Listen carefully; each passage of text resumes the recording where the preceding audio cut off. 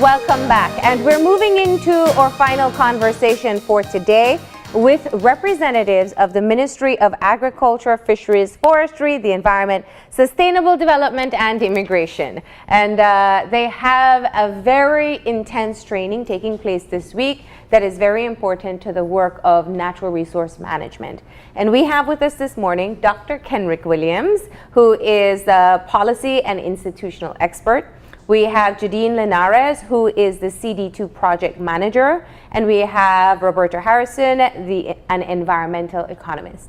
Good morning and welcome, and thank you for being here. Yeah, thank you for having us. So, the training that is taking place is an intensive 5-day training, and you have very specific objectives in terms of being able to enhance the work of natural resource management. So let's talk about the specific objectives that you hope to meet in these 5 days. Well, I guess I'll take the first step. Good morning and thank you for having us. Yes. This particular training, Natural Resource Valuation, is taking place under a broader initiative, which is a project that is being implemented by the ministry that goes by the name Capacity Building for Strategic Planning and Management of Natural Resources. Yeah. It is a project that is funded by the Global Environment Facility and the United Nations Development Program, with co-financing from the government, of course, to the tune of $1.4 million. And the idea behind the project is actually to strengthen institutional and technical capacities for improve monitoring of environmental impacts and trends, piloting of natural resource valuation, and also institutionalization of resource mobilization, big words. So this particular training is essentially geared at developing or strengthening our capacity to implement our obligations under the Rio Conventions. Yeah. So that's the general idea. Yeah.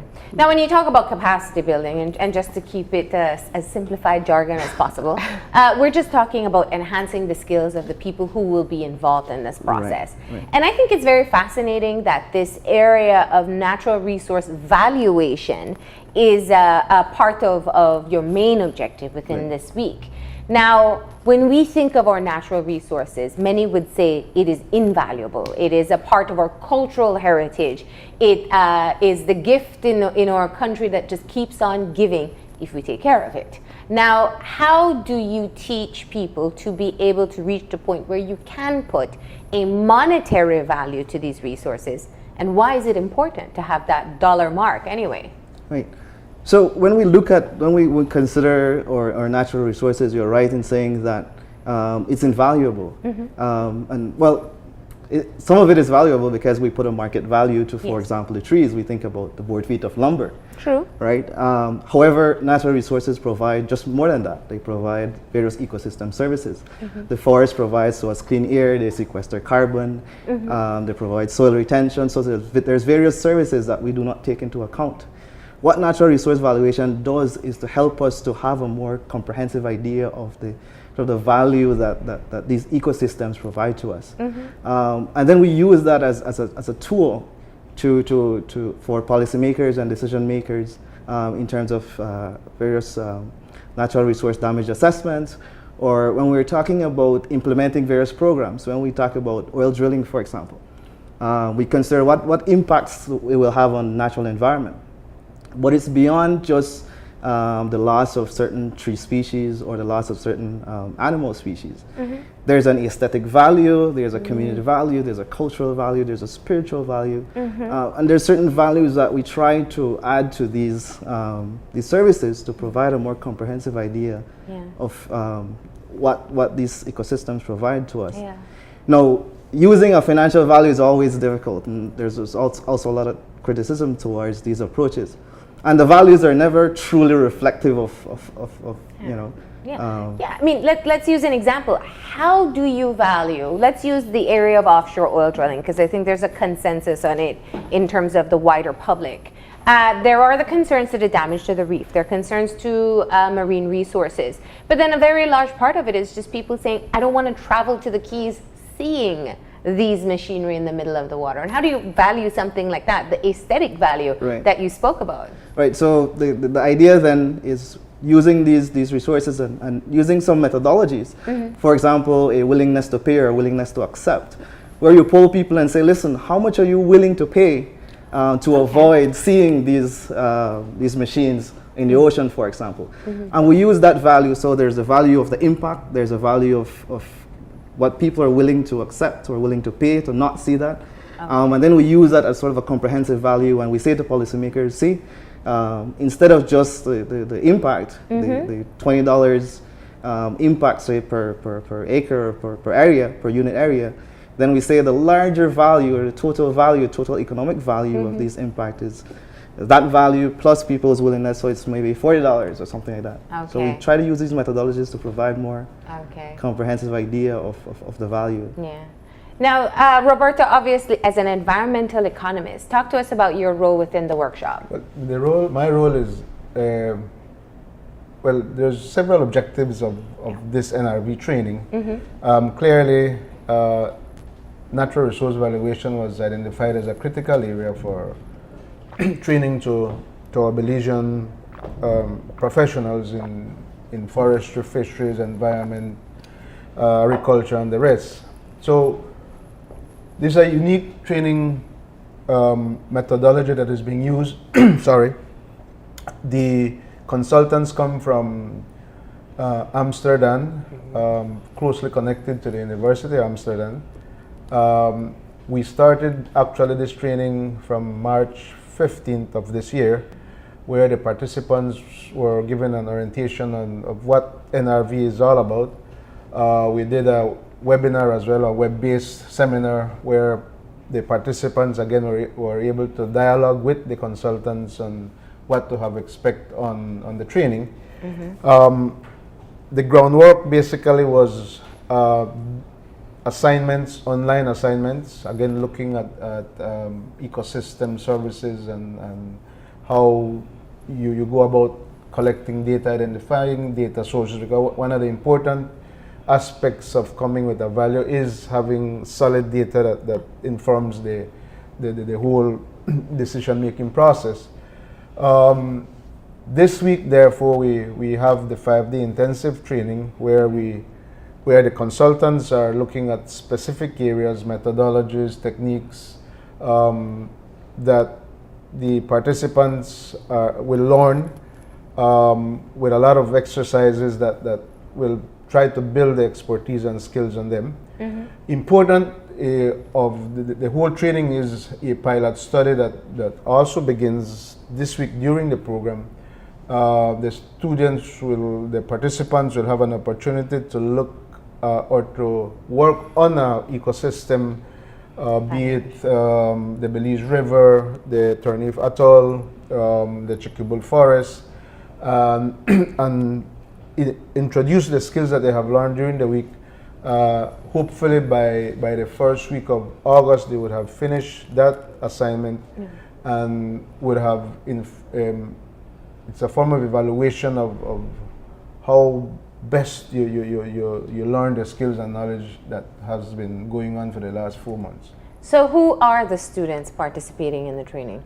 The students come, or the participants come from both private and public sector, forestry, fisheries, environment, sustainable development, human development, University of Belize, meteorology, coastal zone, tide, as the 8 organizations that are involved. There are 25 participants registered that are receiving the training. And obviously they have to be able to qualify for the completion as well, right? That's correct. So you want to ensure that they have these skills. Yeah. Now, what will this new skill set, learning to value or put a financial cost or value to our natural resources, what will that do in terms of the work that is already ongoing and the grants that we're already seeking? How will it change things in Belize? So, for example, when we consider the work of the Department of the Environment, the department does natural resource damage assessment when we have grounding on the reef, for example. The objective of this project is to strengthen those valuation assessments. Okay. And so again, the idea is to provide a more comprehensive picture, value of the impacts for these groundings, for example. Yeah. So currently, the department uses a methodology that values maybe just direct impacts from the coral reef. But again, there are certain values that is not taken into consideration: impact on fishermen or larger fisheries, impact on the restoration processes, cost of restoration. All of these things. Tour guides who can't take tours that area. Correct, correct. So they're trying to use, the idea is to strengthen that methodology, and with this training, then over time we're supposed to be able to strengthen whatever methodology that they use to be able to do that, to provide a more comprehensive idea of the assessment. So when they levy a fine on these institutions, then or these entities, then it's more reflective of the true impact of that cost. No, certainly there's a lot of policy work that has to go into that. It's not just for the department to decide tomorrow that, okay, we change our formula and how we assess these damages. There's some policy revisions that has to be made on the side of the government. But the larger idea is this, no, that they strengthen these damage assessments. The fisheries department as well, the forest department, again, when we look at the impact of logging, for example, we just now value the cost per board feet. But there needs to be a more comprehensive assessment, a picture of the Or I can imagine this in terms of reports coming out of the Chiquibul. You know, the FCD has really been trying to have people learn the devastating effects. But perhaps if we hear a dollar value for the amount that has been cleared for illegal milpa or gold panning, it may resonate with us a bit more. Right. Yeah. And so it's the natural resource valuation is largely used as an advocacy tool, an information tool, informative tool to say, listen, you know what? Yes, we consider the impact on the Chiquibul and the loss of these forests, but the impact is larger. The value. So I think they did a valuation assessment to say to the tune of, for example, $20 million lost. And we know that relative to GDP, and we know that relative to employment and all of these things. And so we're able then to provide a more comprehensive advocacy tool with that picture, with that value. But really, just to add to what Dr. Williams is saying, is the whole idea behind essentially changing our policies to reflect the effects or the once we know what the total economic value of a particular ecosystem is, then we certainly expect that to be translated into our policies, and hence the reason why it is so important as a part of this training program to include our policymakers, because at the end of the day, these are the people who are making the decisions on our behalf. So while it is important for us to train our technocrats, it's equally important to sensitize the persons who are the ones who make the final decisions as to whether or not to approve a certain development in a particular area. So it's overall the training, it's important even at the national level, and also in fulfilling our responsibilities as to the growth and sustainable development strategy, which is something that we have all within the recent past have strongly advocated for the Ministry of Economic Development, for instance. Now let me pose the question, and maybe Roberto, you can chime in on this. One of the areas where we know that there tends to be a lot of concern is when there are mass scale developments that will impact the environment, and we have heard many concerns about our environmental impact assessment and whether or not it is really taking into consideration how the effects will be in the long term for these types of development. It's very easy for people to be able to calculate what kind of revenues can be driven once this area is established. How does something like this, how will this improve the methodology that is currently being used when we make decisions as to what areas will develop and how large will allow these areas to be developed as well? Clearly, and you're right, in my experience at Beltrade, where I was responsible for making assessments of development concessions, one only looks at it from one perhaps revenue savings standpoint, Yeah. perhaps little attention is done to the environmental side and not so much social in that sense. So clearly this type of skills and knowledge will support an improved methodology in making a more informed assessment, economic, social, and environmental, having the right the right cost to it.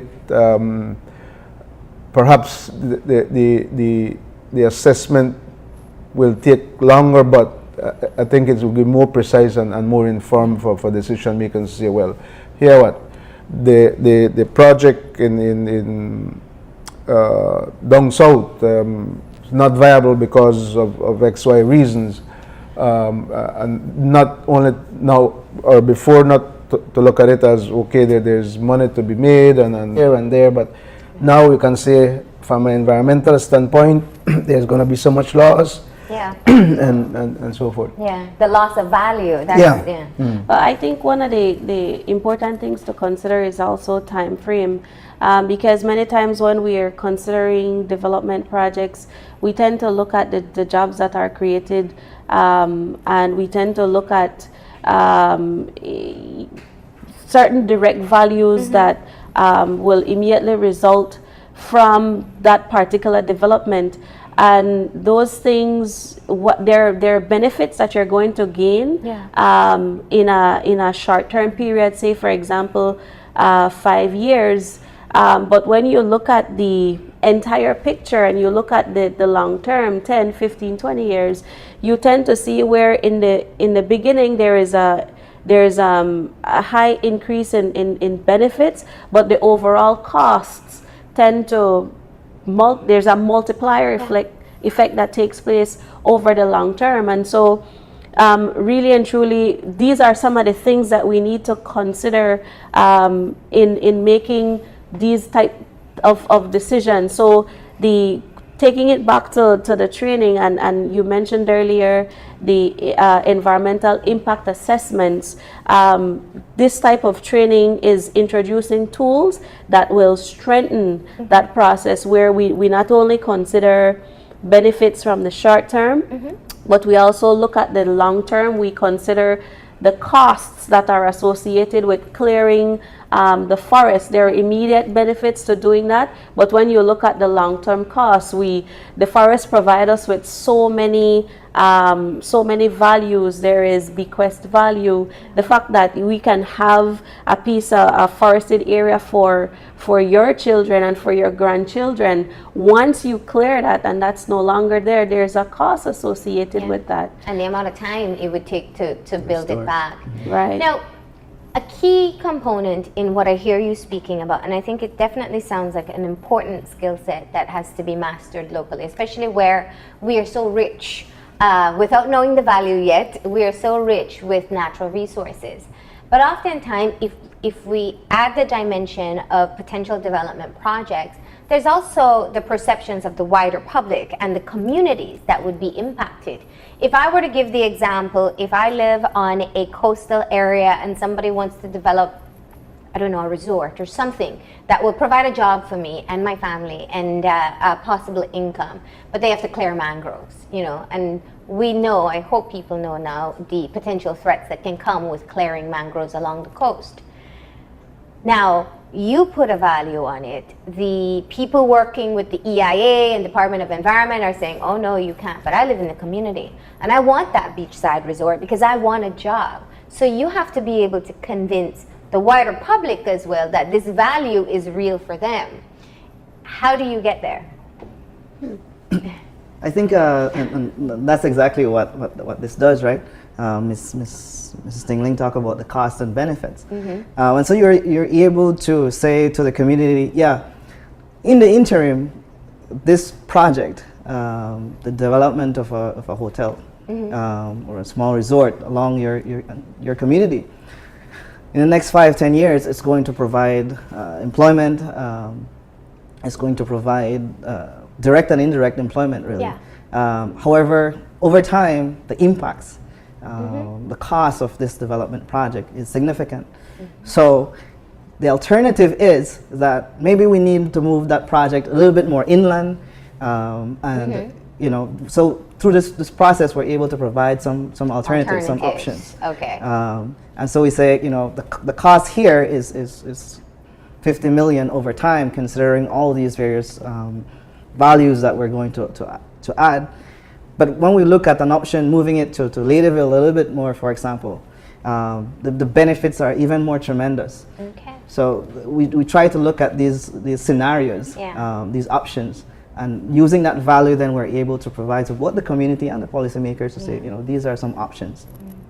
One of the interesting thing about the tools that exist is the fact that well, there are many different tools that that can be utilized, and through this training we certainly will be exposed to quite a number of them, but we need to be able to utilize the ones that are appropriate for our Belizean context. I think there is stakeholder involvement that is very, very important. You use the example of somebody in a community wanting a particular development in their area. One of the interesting things about this type training is that it assesses all the different issues that could potentially damage an environment, and stakeholder involvement is an important aspect of that, because there are people that have a high interest in something, but perhaps the impact on them might be more than they expect.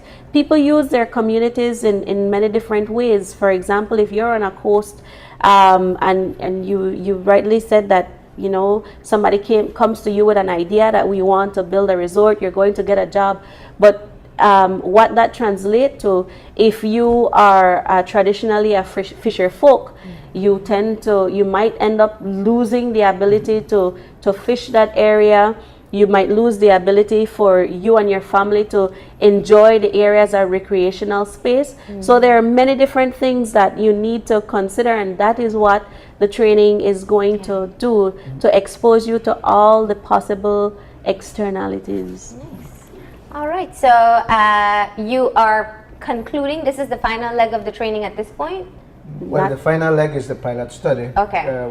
We conclude the 5-day intensive training this week. But beyond that, I think one of the other important aspects or deliverables of this project is to design a long-term training program within the public service so that we can continue to provide the skills and knowledge to the government. Then. So we're looking at how the modules work, and to design a similar program for the public service. All right. And the 25 participants are all going to do their own individual pilot studies? No, they'll do it in groups. Yeah. Okay. Yeah. All right. We actually have a workshop, a sensitization workshop that will be held on this Thursday for the policymakers, as I mentioned to you. So Mr. Roberto indicated that the program, it actually is taking place in stages. So we started off with a webinar, and now there's the 5-day intensive training course, and then following that is the pilot study to now apply the knowledge that we're hoping that the participants have gained throughout the period. It's actually taking place over a 5-month period. So it's not a one-time thing, we hope. As he mentioned, we're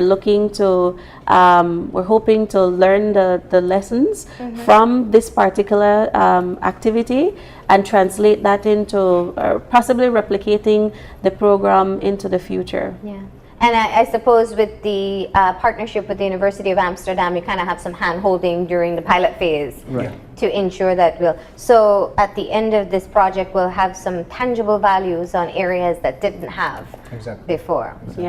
What areas have been identified for the pilot study? The Belize River, the Tenerife Atoll, Chiquibol, and Monkey River. Monkey River.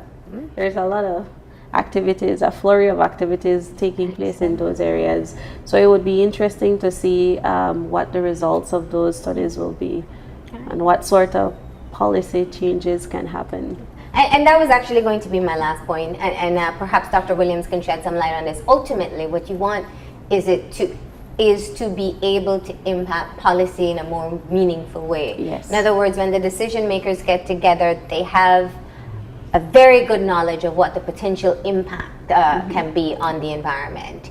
That means that there must be some kind of political buy-in.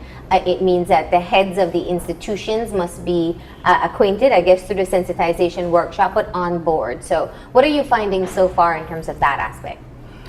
Yeah, this project, like Ms. Tingling mentioned, is part of a larger institutional strengthening of the ministry.